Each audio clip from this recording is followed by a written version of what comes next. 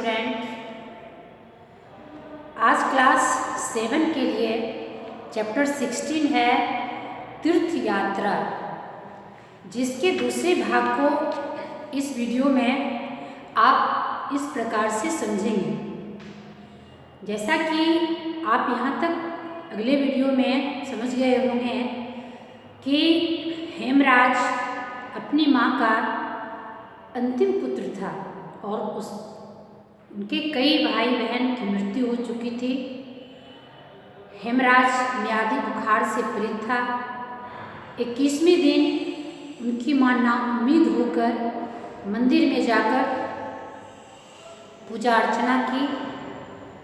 तब उन्होंने यह माँ से मन्नत मांग रखी थी कि अगर मेरा हेमराज ठीक हो जाएगा तो मैं अन्य तीर्थों का दर्शन कर अपने मन को संतुष्टि दूंगी, मेरा हृदय दर्शन कर खिल जाएगा। लेकिन वह तीर्थ यात्रा पर ना जा सकी। इसके पीछे कारण यह था, उनकी एक पड़ोसन थी जिनकी एक लड़की थी। उनकी शादी के लिए उनके पास पैसे नहीं थे।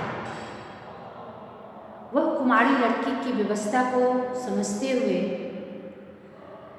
जब भी कोई उनके घर आता था, वह हाथ ना फैलाकर आंखों से इशारा करती थी कि मुझे कोई सहारा दे दे। लेकिन जैसा कि आप जानते हैं कि यह समाज किसी के दुख को देखकर जितना खुश होना चाहता है, उतना किसी के दुख को देखकर दुखी होना नहीं चाहता है।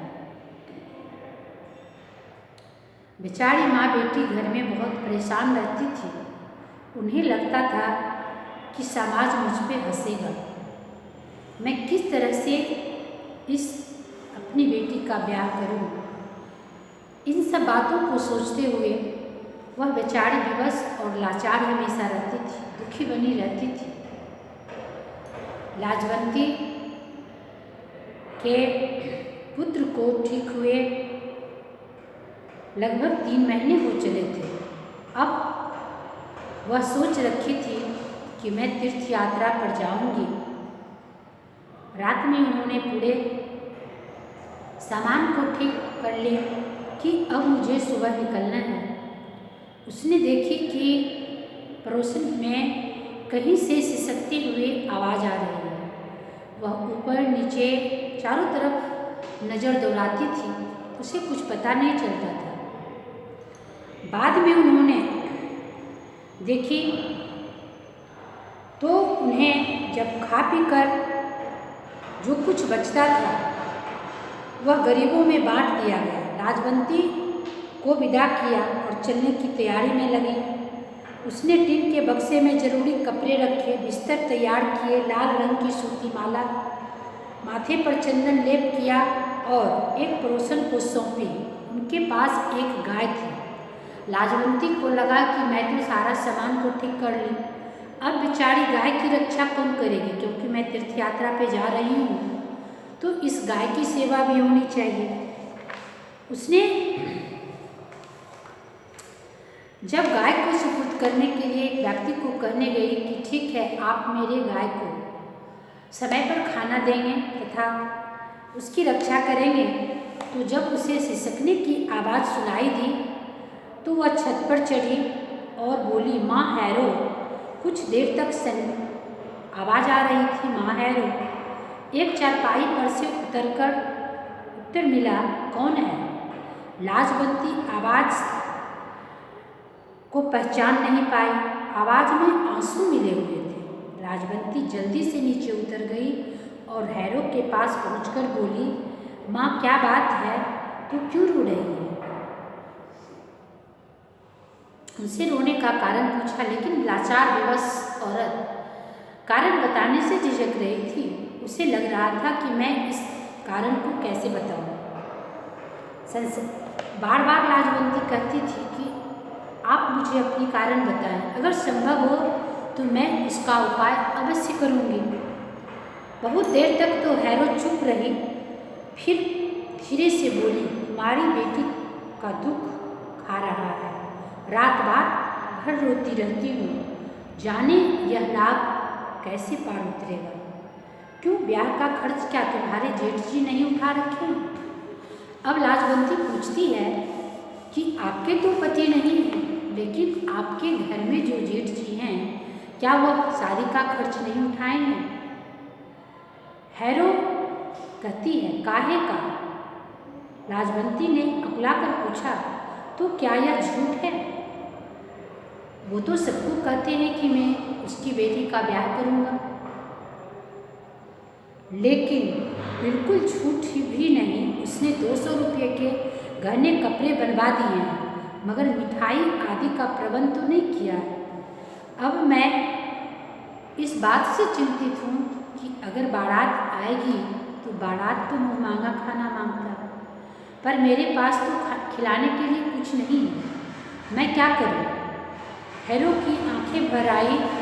वह इस समय गरीब थी, परंतु उसने भी कुछ अच्छे दिन देखे थे। कहने का अर्थ यह है कि पहले वह अच्छी स्थिति को गुजार चुकी थी।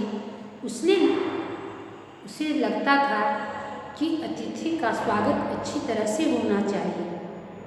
लाजवंती के प्रस्ताव को वह स्वीकार किया। जैसे नया नया भिखारी गालियाँ सुनकर जमीन में गड़ जाते हैं, उसी तरह धीरे से कहा, बेटी मुझसे भी तो यह अपमान देखा न जाएगा। अब वह अपने प्रस्ताव को रख भी रही है और अंदर से शर्मा भी रही है कि मुझे यह प्रस्ताव रखना गांव वालों के पास अच्छा नहीं लग रहा है। लोग मुझ पर हंसेंगे, लोग क्या कहेंगे, और बारात जब आएगी तो वो गांव पर हंसेंगे, यह भी मुझे अच्छा नहीं लगता। लाजवंती सारी परिस्थितियों को समझ गई।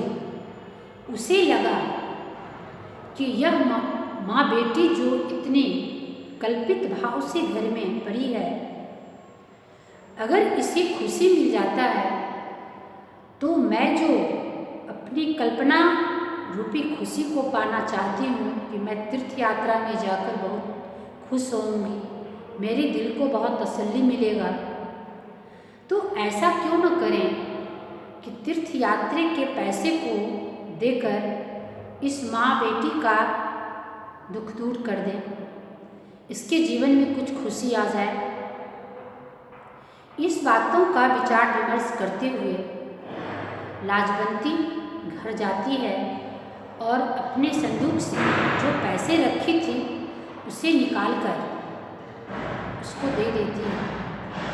हैरो, लो, इस पैसे से तुम अपनी बेटी के विवाह में खर्च करो। ऐसी बात सुनते ही उसे लगा कि ईश्वर का कोप गांव भर को जलाकर राख कर देगा। लाजवंती अपने आप को भूल गई। उसका हृदय दुख से पानी पानी हो गया था। उसने जोश में कहा, चिंता ना करो, तुम्हारा संकट मैं दूर करूंगी, और आपकी बेटी का विवाह नहीं, मानो मेरी बेटी का विवाह की तरह मैं इस दर्द को समझ रही हूँ। हैरो को तो इस बात की आशा न थी, लेकिन लाजवंती की आंखों में कृतज्ञता के भाव छलकने लगे। लाजवंती तीर्थ यात्रा के लिए अधीर हो रही थी। वह सोचती थी कि हरिद्वार, मथुरा, काशी, वृंदावन जाकर मैं मंदिरों का दर्शन कर मेरे हृदय कमल के समान खिल जाएंगे, लेकिन मेरा जो यह वास्तविक आनंद है वह कहीं इससे अच्छा है कि मैं इन जीवंत आत्मा को खुश देखकर मुझे जो खुशी मिलेगी वह काल्पनिक सुख से कहीं अच्छा है। इसलिए उसने अपने जमा किए हुए पैसे को लाकर वहाँ ढेर कर दी और यह रुपये जमा करते समय वह इतनी प्रसन्न हुई कि उसे लगा कि मुझे सारे तीर्थ के दर्शन से जो सुख मिलता उससे वह सुख मुझे अभी प्राप्त हो गया। इसलिए इस पाठ को जो सुदर्शन ने लिखा है उसमें यह जाहिर हो गया कि जो सुख त्याग में है उसे ग्रहण करने में नहीं है। यानी लाजवंती का त्याग जो था वह प्रत्यक्ष सुख के रूप में उसके सामने आ गया। असली सुख तो किसी दीन दुखियों की मदद करने में ही मिलता है। वास्तव में इसमें हकीकत और सच्चाई छिपी हुई है। धन्यवाद।